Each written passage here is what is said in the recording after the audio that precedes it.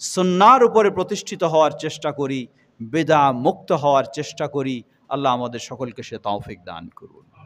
আজকে বিশ্বব্যাপী নানা ধরনের সমস্যার সম্মুখীন হচ্ছি।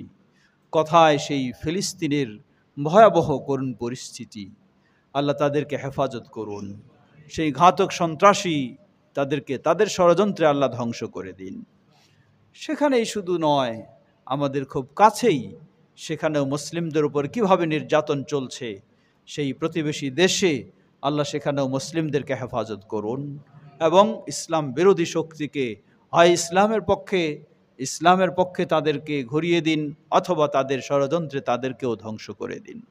গোটা বিশ্বে মুসলিমদেরকে কোরআন এবং সুন্নাহর উপর সুপ্রতিষ্ঠিত থাকার তৌফিক দান করুন। আমরা আমাদের দেশে সেখানেও যে খুব সুন্দরভাবে আছি তাও না, সংস্কারের নামে কত কুসংস্কার চলছে, সংস্কারের নামে কত কুসংস্কার চলছে। সেই নারীবাদীদের কত ভয়াবহ কুসংস্কার, তারা কিভাবে নাস্তিকতাকে প্রতিষ্ঠিত করতে চায়, কিভাবে অশ্লীলতা বেহায়াপনাকে প্রতিষ্ঠিত করতে চায়, সে সব কিছুর বিরুদ্ধে আমরা প্রতিবাদ জানাই, ধিক্কার জানাই, নিন্দা জানাই।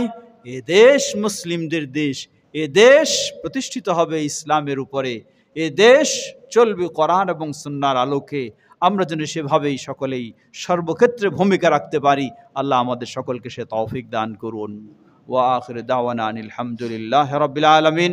পরিশেষে আবারও আমাদের উত্তরা এলাকা জমিয়ত আহলে হাদিসকে কৃতজ্ঞতা জানাচ্ছি তাদের এই সুন্দর উদ্যোগের জন্য, বিশেষ করে যেই বিশাল কর্মসূচি আমাদের